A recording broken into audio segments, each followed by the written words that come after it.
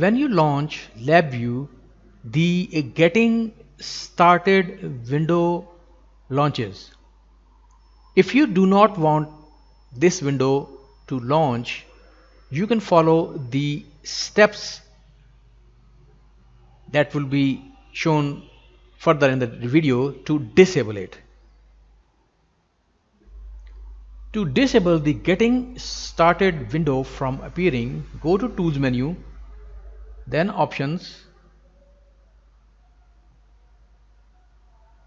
then from the category go to Environment and place a check mark to enable Skip Getting Started window on launch. Click OK to apply it.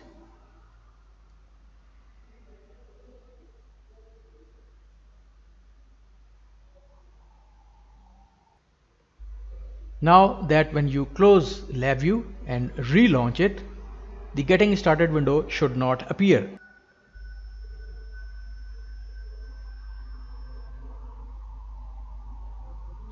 So now the Getting Started window bypassed and a VI opened directly with its block diagram and front panel.